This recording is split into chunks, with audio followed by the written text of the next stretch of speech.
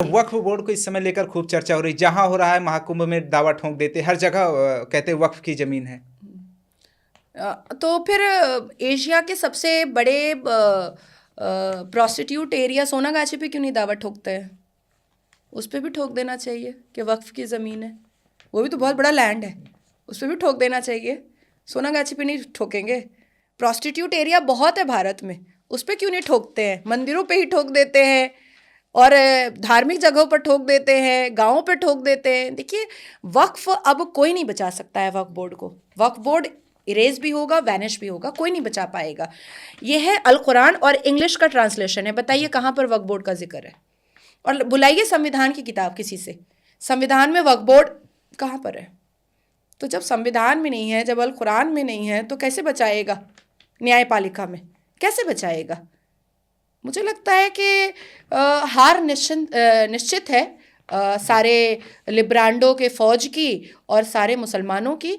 वक्फ board हम रहने नहीं देंगे, और अगर वक्फ बोर्ड को 6 महीना भी और रखा जाता है तो सनातन बोर्ड बना के दो भैया, नहीं तो हम लोग भूख हड़ताल पे बैठेंगे, रोड पे बैठेंगे, आंदोलन करेंगे और जा कर के हर एक मस्जिद के सामने हनुमान चालीसा पढ़ेंगे।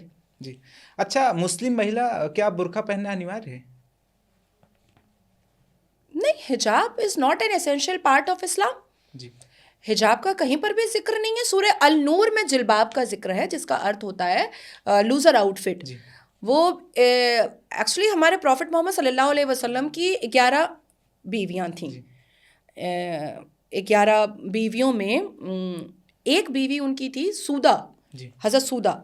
तो हज़रत सूदा बहुत बल्की थी, बहुत पफ़ी थी। मोटा तो नहीं कहेंगे क्योंकि वो जजमेंटल हो जाता है, तो वो मैं नहीं कहूँगी। पफ़ी थी, बहुत बल्की थी। तो वो एक बार पॉटी कर रही थी। तो पॉटी करते वक्त उनको किसी प्रॉफिट ने देखा और पीछे से आवाज़ लगाया, सूदा मैंने तुमको देख लिया। तो उनको बहुत बुरा लगा।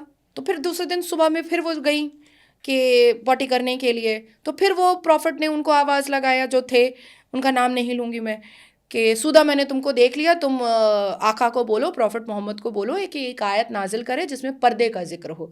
तो हगते वक्त पर्दे का जिक्र आया था। तो हिजाब की अब तो ऐसे भी ज़रूरत नहीं है, क्योंकि हगने वाला सिस्टम खुले में वो तो आदरणीय प्रधानमंत्री जी ने तो ख़त्म ही कर दिया।